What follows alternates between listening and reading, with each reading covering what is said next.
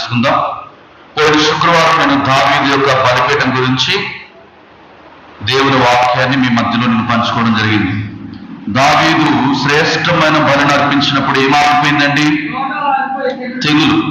తెగులు ఆగిపోయిందని చెప్పి నేను పోయిన వారం చెప్పడం జరిగింది.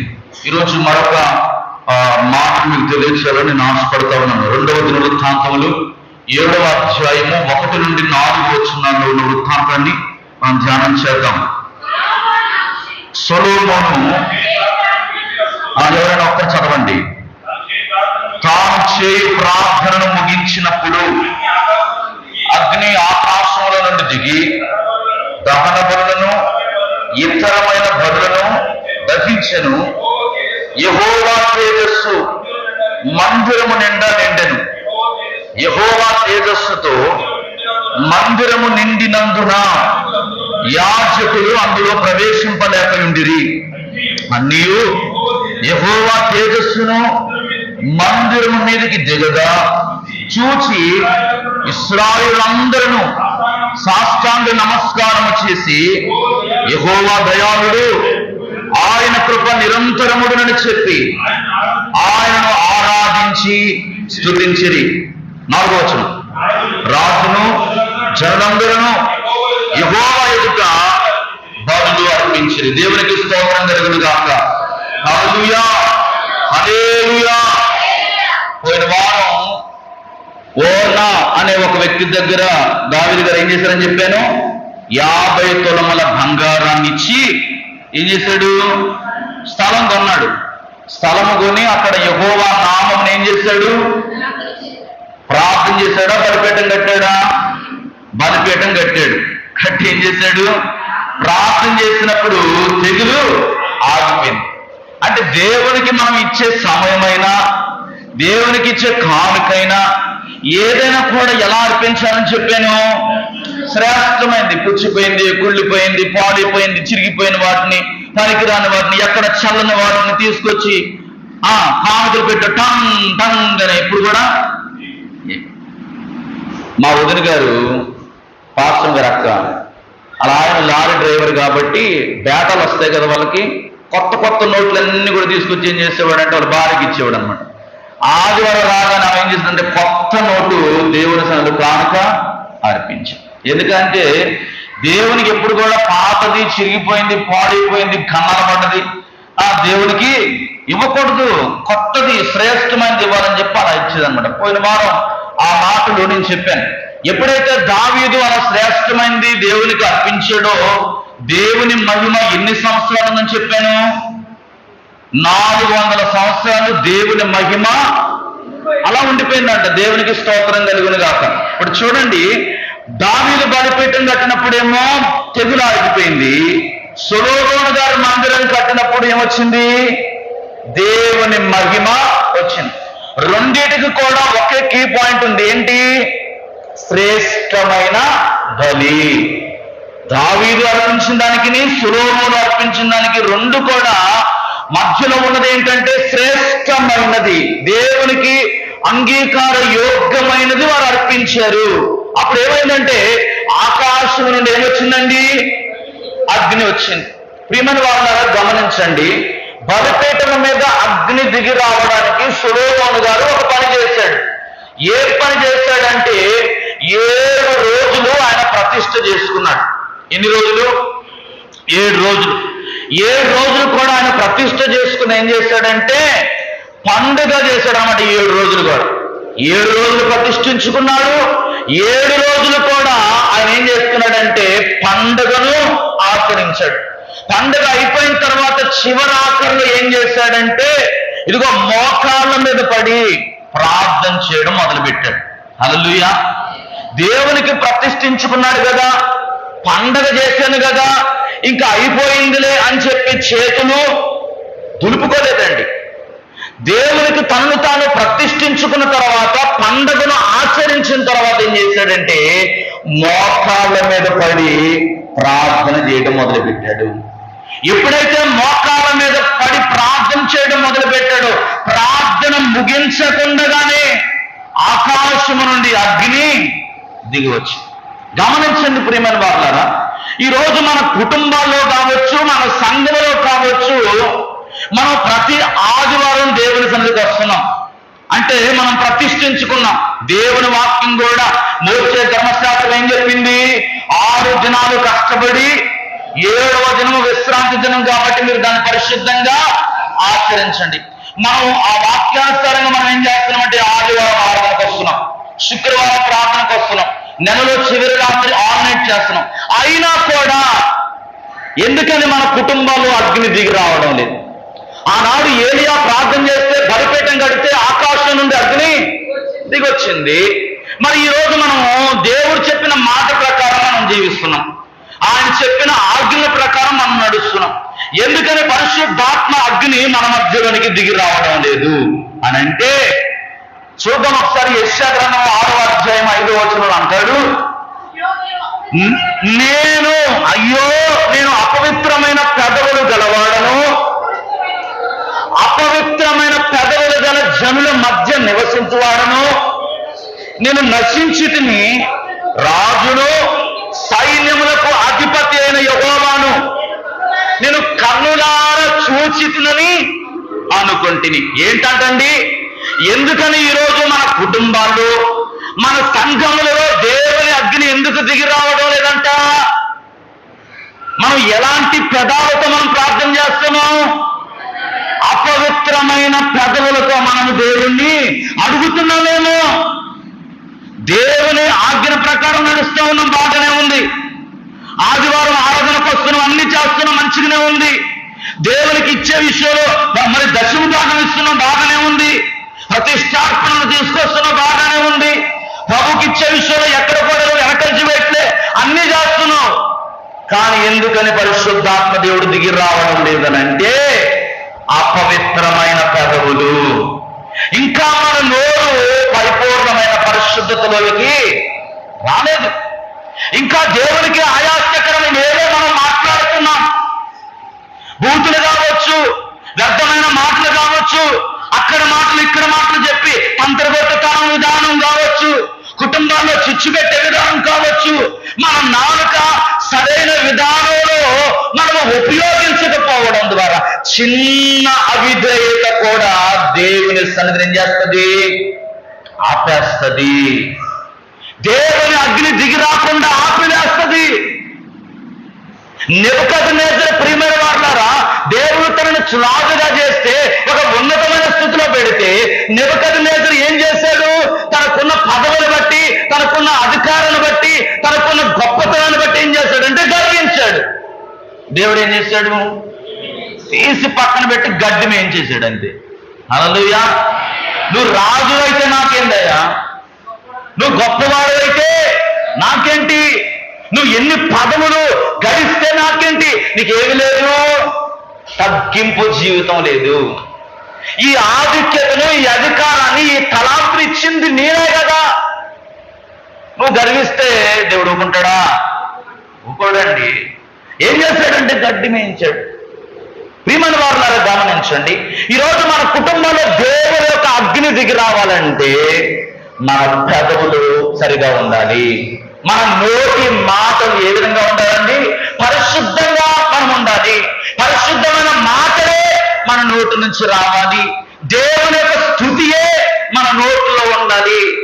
మన పెదవులు సరిగా లేవు, మన కుటుంబాల్లో దేవుని అభిషేకం ఎలా నింపబడుతుంది? నువ్వు ప్రార్థన చేసినప్పుడు దేవుని సింహాసనం ఎలా దిగి వస్తుంది? ఒకసారి ఆలోచన చేయి.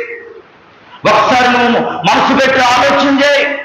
ఈరోజు సంఘం ఎందుకని దిగజారిపోయిన స్థితిలోకి వెళ్తుందంటే ఒక వ్యక్తి చాలు అపవిత్రంగా జీవించడానికి. ఒక వ్యక్తి మాట్లాడే అపవిత్రమైన మాటలు చాలు దేవుని సన్నిధిని అనుభవించలేకపోవడానికి. ఈరోజు పరిశుద్ధాత్మ దేవుడు నీకు జ్ఞాపకం చేస్తున్నాడు. మొదట మన పెదవులను ఏం చేసుకోవాలండి? రెండోది ఏం చెప్తున్నాడు?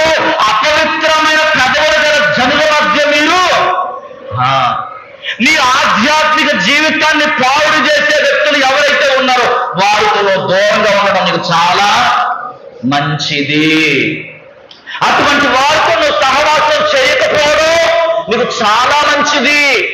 ఎందుకనంటే చేతులు కాలిన తర్వాత ఆకులు పట్టుకోవడం అనేది ఏం ఉపయోగం లేదండి. పరిశుద్ధాత్మ దేవుడు ఒక్కోసారి జ్ఞాపకం చేస్తాడు. ఈరోజు పొద్దున్న ఒక తల్లి వచ్చింది మా ఇంటికి. ఆ తల్లికి దేవుడు ఒక దర్శనం ఇచ్చాడంట. ఆమె కరవాగులో మొన్న ఒక చేపల బేరం చేయాలని ఆలోచన చేసింది. అందులో ఒక వ్యక్తి అన్నాడు కదా, ఇదిగో ఇంతకు మనం మాట్లాడుకుంటే మనకు గిట్టుబాటు అవుతుంది అని ఒక ఫిగర్ చెప్తున్నారు. ఈ విషయం ఇంకొక వ్యక్తి విన్నది. ఆ వ్యక్తి ఏం చేసిందంటే ఇంకొక దారం అక్కడ మాట్లాడేసింది. ఇప్పుడు ఈ వ్యక్తి హృదయం బాగా గద్దిస్తుంది. ఏంటంటే ఈ వ్యక్తి మాట్లాడే మాటలు ఈ వ్యక్తి వినేసింది అనమాట. వినేయటం వల్ల ఏమైందంటే అరే ఈ మరి సరంగాయన దగ్గరేమో ఈ రేటు మాట్లాడింది, ఇప్పుడు వచ్చాము ఇక్కడ ఈ రేటు చెప్తుంది. అంటే ఇప్పుడు అన్యాయం అయిపోవాల్సింది ఎవరు? సరంగి అన్యాయం అయిపోతాడు కదా. ఆల్రెడీ మనం ఇంతకు అడిగాం, ఆయన ఇంత చెప్తే మనం ఇంతకు అడిగాం కదా, మళ్ళీ ఇక చూడు ఎలా మాట్లాడుతుందో అని చెప్పేసేసి ఈమె హృదయం అంట బాగా ప్రేరేపిస్తుందంట. తప్పుడు సహించలేకపోతుందంట. ఆమె హృదయం చాలా వ్యాధులకు గురైపోయి ఆలోచన చేస్తా ఉంది, ఎలాగైనా అడిగేయాలి.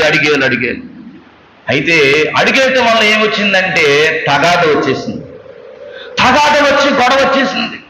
అక్కడ అనరాని మాటలు ఆ వ్యక్తి అనేసిందంట. అయితే ఆ రాత్రి దేవుడు ఆమెకు దర్శనం ఇచ్చాడంట. ఏమా దర్శనం అంటే ఎబ్రీ పత్రిక అధ్యాయం తెలియదు కానీ 30 వచనం అని చెప్పి దేవుడు జ్ఞాపకం చేశాడట. అధ్యాయం తెలియదు కానీ 30 వచనం దేవుడు జ్ఞాపకం చేశాడు. దీని అర్థం ఏంటి అయ్యారని చెప్పి పొద్దున్నే వచ్చి కూర్చుంది నా కాడ. లేదు ఎన్నో అధ్యాయమమ్మా పాస్టర్ గారు? 10వ అధ్యాయము 30 వచనం ఒకసారి చదువుతారా? పగ తీర్చుట నా పని, నేనే ప్రతిఫలం ఇస్తునని మరియు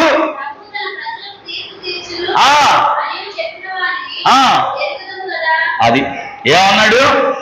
పగ తీర్చుట నా పని, ప్రతిఫలం నేను నీకు ఇస్తాను. నువ్వేం చేయాలి? నోరు మూసుకుని జాగ్రత్తగా ఉండాలి. అప్పుడు అంటుంది, అమ్మ బాబోయ్ నాకు ఎంత యథార్థత ఎలా వచ్చేస్తుందో నాకు తెలియట్లేదండి అమ్మగారు అయ్యగారు అని అంటుంది. మంచిదే కదమ్మా, నువ్వు యథార్థంగా జీవించడం అనేది అది ఎంత గొప్ప విషయం. అసలు ఈ లోకంలో నువ్వు యథార్థంగా మాట్లాడితే లోకమంతా కూడా నీకేమవుతారు? శత్రువులు అయిపోతారు. వాస్తవేనా కాదా? ఈరోజు నిజం మాట్లాడితే ఎవరికైనా నచ్చుతామా? నచ్చం. ఆ అమ్మకు కూడా పాపం నచ్చట్లేదు ఎవరు కూడా ఆ నిజం మాట్లాడుతుందని. అప్పుడు ఆమంటుంది, అయ్యబాబో ఇంత యథార్థత నాకెలా వచ్చేసింది అమ్మగారు అంటే మాకు చాలా ఆశ్చర్యం వేసింది అనమాట. హల్లెలూయా, దేవుని స్తోత్రం అమ్మా. దేవుడు చూడండి, ఇదిగో ఆమె ఏం చేస్తుందంటే యథార్థంగా జీవించడానికి ఏం చేస్తుంది ఆమె? ఆ మనసు ఎలా వచ్చింది? దేవుణ్ణి అడగడం ద్వారా. ఆమె మోసం చేసి జీవించాలంటే జీవించవచ్చు, అన్యాయం చేసి సంపాదించాలంటే సంపాదించవచ్చు. కానీ ఏం చేస్తుందంటే అపవిత్రమైన పెదవులు కలిగిన జనులు లోకంలో ఉన్నారు. వాళ్ళు అలా జీవిస్తున్నారు కాబట్టి నేను అలా జీవించకూడదు అని చెప్పి ఏం చేస్తుంది? పరిశుద్ధాత్మ దేవుడు వాక్యము ద్వారా ఆమెను ఏం చేస్తున్నాడు? ఆయన పదే జ్ఞాపకం చేస్తున్నాడు. అంటే చూడండి, దేవుడు మనల్ని ప్రేమిస్తున్నప్పుడు మనం ఎక్కడ కూడా చిన్న తప్పిదం కూడా చేయకూడదని దేవుడు చాలా ఆలోచన చేస్తున్నాడు. ఎక్కడ కూడా చిన్న అవిధేయత మన నోటిలో నుండి రాకూడదు, అపవిత్రతలోనికి మనం పడిపోకూడదు, పాపములోనికి మనం పడిపోకూడదు అని పరిశుద్ధాత్మ దేవుడు ఏం చేస్తున్నాడంటే తాను ప్రేమించే బిడ్డల కోసం తన దేవుని మాట చేత అనునిత్యం కూడా ఏం చేస్తున్నాడు? ఆయన మాట్లాడుతాడు. ఇక్కడ చూడండి, అపవిత్రమైన పెదవులు గల జనుల మధ్యలో నివసించుచున్నాను, నేను నశించితిని, రాజును సైన్యములకు అధిపతియగు యెహోవాను నేను కన్నులారా చూచితినని అనుకుంటున్నాడంట. ప్రవక్త యేషయా ఎక్కడున్నాడు తెలుసా?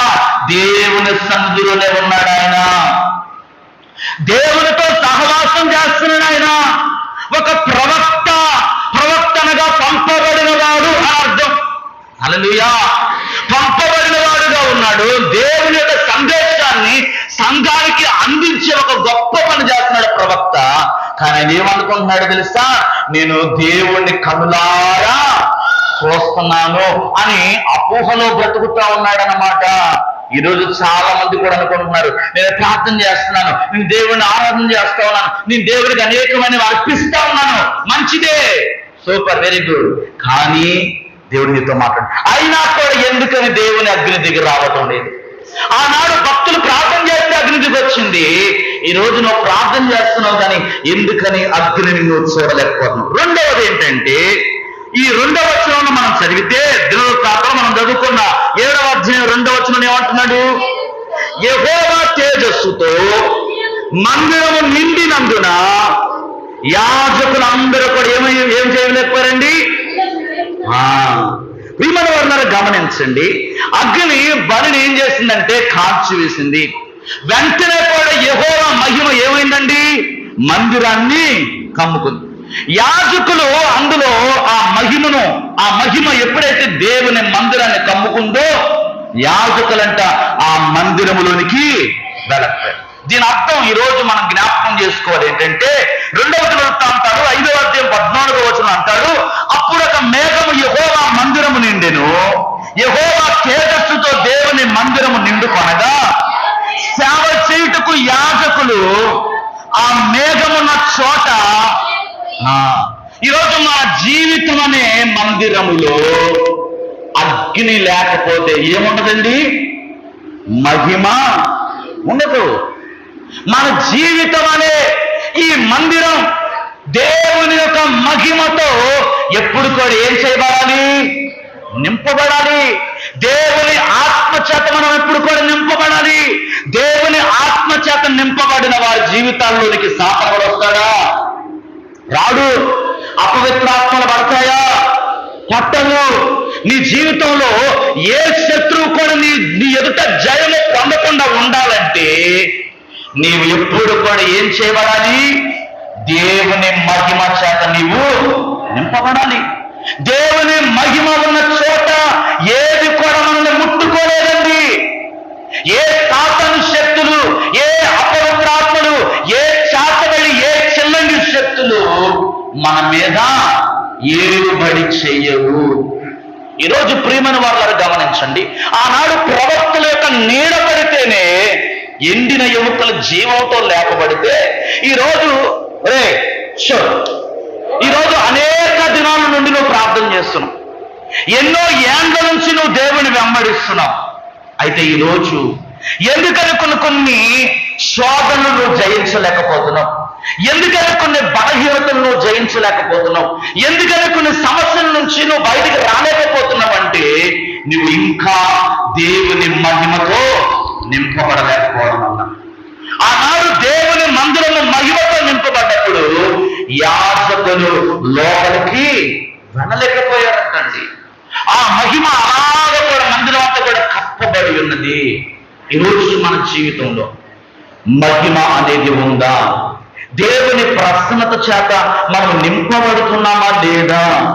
ఎక్కడైనా ఒకవేళ అవిధేయత మనలో ఉన్నట్లయితే ఈరోజు మనం విడిచిపెట్టాలి. చివరిగా ఒక మాట జ్ఞాపకం చేస్తున్నాడు. 3వ వచనం 4వ వచనం కూడా చదివితే ముగించేస్తాను. అన్నియు యెహోవా తేజస్సును మందిరము మీదకి దిగగా చూచి ఇశ్రాయేలు అందరూ సాష్టాంగ నమస్కారం చేసి యెహోవా దయాళుడు, ఆయన కృప నిరంతరముడని చెప్పి ఆయన ఆరాధించి స్తుతించిరి. రాజును జనులందరూ యెహోవా ఎదుట బలులు. దేవునికి స్తోత్రం కలుగును గాక. హల్లెలూయా. ప్రజలందరూ కూడా ఎప్పుడైతే మందిరం మీదకి అగ్ని దిగి వచ్చి ఆ మహిమ ఎప్పుడైతే వారిని చూశారో ఆ ఇశ్రాయేలు ప్రజలందరూ కూడా ఏం చేస్తున్నారండి? నేల మీద పడిపోయి ఆయన ఏమంటున్నారంటే యెహోవా మంచివాడు, ఆయన దయాళుడు, ఆయన కృప ఎలా ఉందండి? నిరంతరము కూడా కీర్తింపబడు అని చెప్పి ఆవిడ ఏం చేస్తున్నారంటే స్తుతులతోనూ తాళములతోనూ మ్రోగులు తాళములతో తంతి వాయిద్యములతో దేవుని ఏం చేస్తున్నారంటే ఆరాధన చేస్తున్నారు. 150వ కీర్తన మొత్తం కూడా ఏ మాటలు కనబడతాయి? యెహోవా దయాళుడు, ఆయన కృప. ఆ కీర్తన అంతా కూడా ఏం చేస్తున్నాడంటే దావీదు మహారాజు దేవుని మహిమను వర్ణిస్తా ఉన్నాడు. ఈరోజు దేవుని మహిమ మందిరం మీద నింపబడినప్పుడు ప్రజలందరూ కూడా ఏం చేస్తారంటే సాగిల పడిపోతా ఉన్నారు. ప్రియమైన బాగున్నారు, మన సంఘములో దేవుని అగ్ని ఉన్నప్పుడు, మహిమ ఉన్నప్పుడు ఎవరు వస్తారండి? జనాలు వస్తారన్నమాట. ఆత్మలు నడిపించబడతాయి, ప్రజలు మార్పు చెందుతారు. ఎందుకనంటే నీవు దేవుని ఆత్మ చేత నింపబడ్డప్పుడు నీలో ఉన్న పరిశుద్ధ ఆత్మదేవుడు ఏం చేస్తాడంటే ప్రజలలో కార్యాలు చేస్తాడు. మన పెదవులు సరిగా లేనప్పుడు, మన ప్రవర్తన సరిగా లేనప్పుడు, మనం దేవుని మహిమ మనలో లేకపోతే ప్రజలు మార్పు చెందుతారా? ప్రజలు దేవుని దగ్గరికి రాగలుగుతారా? రాలేదండి. ఇక్కడ దేవుని మందిరం మీద మహిమ ఉన్నప్పుడు ఇశ్రాయేలు ప్రజలందరూ కూడా సాగిలపడి ఆయన దయాళుడని కొనియాడారు. ప్రియమైన వారలారా, దేవుని వాక్యం ఎంత ప్రాధాన్యతమైనదో అలాగే మన జీవితంలో ప్రార్థన కూడా ఎలా ప్రాధాన్యతగా తీసుకోవాలి. ప్రార్థనలో మనకి ఏముండాలంటే పట్టుదల ఉండాలి. అయ్యా, నేను ప్రార్థన చేస్తున్నాను కానీ అగ్ని దిగి రావడం లేదయ్యా, నా మీదకి నువ్వు దిగి రావాలి ప్రభా. నాలో ఇంకా నీకు ఆయాసకరమైన ఏదైనా ఉన్నట్లయితే దయతోలను క్షమించని ప్రతిరోజు కూడా మనం ఏం చేయాలంటే ప్రార్థన చేయాలండి. ఇలా ఎప్పుడైతే మనం ప్రార్థన చేస్తామో ప్రియమైన వాళ్ళని గమనించండి. మొదటి రాజుల గ్రంథంలో మీరు చూస్తే 8వ అధ్యాయం 62, 63 వచనంలో ఒక మాట జ్ఞాపకం చేస్తున్నాడు. ఒకసారి చదువుదాం. 8వ అధ్యాయం. అంతటా రాజు యెహోవా సముఖమునందు బలులు అర్పించుచుండగా 22,000 ఎడ్లను 120,000 గొర్రెలను సొలొమోను సమాధాన బలులుగా యెహోవాకు అర్పించెను. ఈ ప్రకారం రాజును ఇశ్రాయేలు అందరూ యెహోవా మందిరములో ప్రతిష్ఠ చేసిరి. ఆ దినమున యెహోవా సముఖమందున ఇత్తడి బలిపీఠము, దహన బలులను, నైవేద్యములను, సమాధాన బలి పశువులను, క్రొవ్వును అర్పించుటకు బహు చిన్నదై చాలకపోయిన గనుక రాజు యెహోవా మందిరము ముందరనున్న ఆవరణము మధ్య నుండి స్థలమును ప్రతిష్ఠించి అచ్చట దహన బలులు, నైవేద్య, సమాధాన బలి పశువుల క్రొవ్వును. చూశారండి, దావీదు బలిపీఠము ఆ తెగులును ఆపివేస్తే సొలొమోను బలిపీఠం ఏం తీసుకొచ్చిందంటే మహిమను తీసుకొచ్చింది. క్షమాపణ కోసం ఏం చేస్తానంటే 22,000 ఎడ్లు, 120,000 గొర్రెలను ఏం చేస్తానంటే సమాధానం కొరకు, క్షమాపణ కొరకు ఏం చేస్తానంటే ప్రతిష్ఠించుకుంటా ఉన్నారు వాళ్ళు. ఆ మందిరం యొక్క పునాది ఏం చేసిందంటే బలముగా నిలబడిపోయిందండి. బలముగా నిలబడింది. 5వ అధ్యాయం 13లో చదవాల్సిన అవసరం లేదు. కానీ యాజకులందరూ కూడా ప్రియులారా బూరలు ఊదుతూ ఉంటుంటే 120 మంది అక్కడ బూరలు ఊదుతూ ఉన్నారండి. ఏక మనసుతో, ఏక కంఠ ధ్వనులతో అక్కడ మాట కనబడుతుంది. యెహోవాకు కృతజ్ఞతాస్తుతులు చెల్లించుచు గానము చేయగా యాజకుల పరిశుద్ధ స్థలములో నుండి బయలు వెళ్ళి ఆ బూరలతోనూ, తాళములతోనూ, వాద్యములతో స్వరమెత్తి యెహోవా దయాళుడు, దయాళుడు, దయాళుడని దేవుణ్ణి కనపరుస్తున్నప్పుడు దేవుని సన్నిధి దిగి వచ్చేసిందంట. ఈరోజు మన మందిరం అంతా కూడా దేవుని మహిమతో నింపబడాలంటే ప్రసంగము ముఖ్యమే, ప్రార్థన ముఖ్యమే, ఆరాధన ముఖ్యమే. ఇవన్నీ కూడా ఎలా చేయాలంటే ఏక స్వరముతో చేయాలి, ఏక కంఠముతో దేవుని స్తుతించాలి. ఐక్యతతో మనం దేవుని ఆరాధన చేసినప్పుడు దేవుని సన్నిధి దిగి వస్తుంది. మీకు ఒక చిన్న ఉదాహరణ చెప్పేసి నేను ప్రార్థన చేస్తాను. ఒక ఇంజన్ నడవాలంటే ఏం కావాలండి? అందరూ తెలిసిన విషయమే, పెట్రోల్ కావాలి. ఆ పెట్రోల్ ఏం చేయబడాలి? అది మండింపబడాలి. అది మండింపబడినప్పుడు కీ తిప్పగానే ఇంజిన్ ఏమైపోద్ది? స్టార్ట్ అవుతుంది. అలాగే మన జీవితం అనే ఇంజిన్ కి ఏం కావాలి? బలి అనే పెట్రోల్ కావాలి. ఆ బలిని, పెట్రోల్ మనలో ఉన్నప్పుడు అది మండింపబడినప్పుడు, ఎప్పుడైతే ప్రార్థన అనే కీలు మనం తిప్పుతామో, పరిశుద్ధాత్మ అగ్ని వచ్చిన మనం ఏం చేస్తుంది? నడిపేస్తుంది. అర్థమైందండి? అర్థమైందా? పరిశుద్ధాత్మనే అగ్ని వచ్చి మనం ఏం చేస్తుంది? ముందుకు నడిపిస్తుంది. ఎప్పుడైతే పరిశుద్ధాత్మని అగ్ని మనలో ఉంటుందో, ప్రతి సమస్యను కూడా మనం ఏం చేయగలము? ఎదుర్కోగలము, జయించగలము. మనం జయించడానికి ఒక ధైర్యం అనేది వస్తుంది, ఒక నిరీక్షణ అనేది వస్తుంది. ఎందుకంటే పరిశుద్ధాత్మ దేవుడు ఎప్పుడు కూడా మనం నిరాశపరిచేవాడు కాదు. పరిశుద్ధాత్మ దేవుడు, యేసుక్రీస్తు ప్రభు వారు చనిపోయి వెళ్ళిపోయిన తర్వాత ఏం చెప్పాడు? ఇదిగో మీరేం చింతపడకండి, మీ కొరకు ఆదరణకర్తను పంపిస్తున్నాడు. ఎందుకని ఆదరణకర్త కావాలంటే, సంఘము కుంటిపడకుండా ఉండాలంటే, సంఘము ఆధ్యాత్మికమైన రంగంలో ఎదగాలంటే, సంఘము ముందుకు వెళ్ళాలంటే పరిశుద్ధాత్మ దేవుడితో సహవాసం అవసరం. నీ ఆధ్యాత్మికమైన ఇంజిన్ నడవాలంటే పరిశుద్ధాత్మ అనే అగ్ని నీలో ఎప్పుడు కూడా ఉండాలి. నీలో ఎప్పుడైతే ఉంటుందో, లేవీకాండం 9:24 అంటాడు, అప్పుడు యెహోవా సన్నిధి నుండి అగ్ని బయలుదేరి బలిపీఠం మీద దహనబడిన క్రొవ్వును కాల్చి వేశాను. జనులందరూ చూసి ఏం చేశారంట? కేకలు వేశారంట. అయ్యా, నువ్వు నిజంగా గొప్ప దేవుడు అయ్యా, నువ్వు నిజంగా మహిమ కలిగిన దేవుడు అయ్యా, నువ్వు నిజంగా అద్భుతాలు ఆశ్చర్య కార్యాలు చేసే దేవుడు అయ్యా అని చెప్పి జనులందరూ కూడా గుండెలు బాదుకుంటూ కేకలు వేస్తున్నారు. మమ్మల్ని రక్షించింది నువ్వే, మమ్మల్ని రక్షించింది, మాతో ఉన్నది, మా తోడుగా ఉన్నది, మమ్మల్ని నడిపిస్తున్నది నీవే అని చెప్పంట. ఆ బలిపీఠం మీద అగ్ని దిగి వచ్చినప్పుడు జనులందరూ కూడా కేకలు వేశారు. ఈరోజు సొలొమోను బలిపీఠం మన జీవితాల్లో, మన సంఘములో దేవుని అగ్ని దిగి రావాలంటే మొట్టమొదటిగా మన పెదవులు సరి చేసుకోవాలి, మన హృదయాన్ని సరి చేసుకోవాలి, మన మాటలు సరి చేసుకోవాలి. ఆ తర్వాత ఐక్యతతో మనం దేవుణ్ణి ఆరాధించాలి, ఐక్యతతో దేవుణ్ణి మొదలుపెట్టాలి. ఐక్యత ఉన్న చోట దేవుడు ఉంటాడు. కళ్ళు మూసుకుందాం. ఈ రాత్రి కాల సమయంలో, ప్రభువా, నాలో ఇంకా అపవిత్రమైనది ఏమైనా ఉంటే, అయ్యా తండ్రి, నా మాట సరిగా లేకపోతే నాయన, నా ప్రవర్తన సరిగా లేదేమో నాయన, నేను బలర్పిస్తున్నాను, ప్రార్థన చేస్తున్నాను, నీకు ఇచ్చేటివి ఇస్తున్నాను, ఎన్నెన్నో చేస్తున్నాను, నీ ఆజ్ఞల ప్రకారం జీవిస్తున్నాను, కానీ అగ్ని దిగి రావటం లేదయ్యా.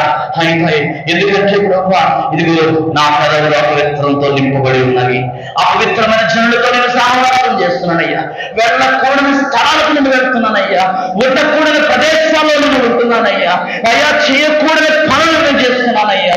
ఇదిగో ఎన్నిసార్లు నువ్వు గద్దించినా కూడా, ఎన్నిసార్లు నువ్వు హెచ్చరించినా కూడా, ఎన్నిసార్లు నీ వాక్యం ద్వారా నాతో మాట్లాడుతున్నప్పటికీ కూడా ప్రభువా, ఇదిగో నేను సరి చేసుకోలేకపోతున్నాను, ఆ పాపాన్ని నేను విడిచిపెట్టలేకపోతున్నాను, ఆ అవిధేయతను నేను వదిలిపెట్టలేకపోతున్నాను, ఆ అజ్ఞానంలో నుంచి నేను బయటకు రాలేకపోతున్నాను అయ్యా. ఇదిగో ఈ రాత్రి కాల సమయంలో అయ్యా, సొలొమోను లాంటి ఇదిగో నేను ప్రభువా, అయ్యా ఆ ప్రార్థన నాకు దయచేయి, ఆ ప్రార్థన జీవితం నాకు దయచేయి ప్రభువా అని దేవుని సన్నిధిలో ఒక తీర్మానం తీసుకుందాం. ఇదిగో ఈ ఐక్యతతో 120 మంది ఏక కంఠ స్వరముతో దేవుని సన్నిధిలో ఇదిగో ప్రతిష్ఠించుకున్న వాళ్ళు, దేవుని సన్నిధిలో ప్రతిష్ఠించుకుని ఆరాధన చేస్తున్నారు. స్తుతులను అర్పిస్తున్నప్పుడు పరిశుద్ధాత్మ దేవుని మహిమ నింపబడి వచ్చింది. పరిశుద్ధాత్మ దేవుని మహిమ దిగి వచ్చినప్పుడు జనులు కేకలు వేస్తున్నారు.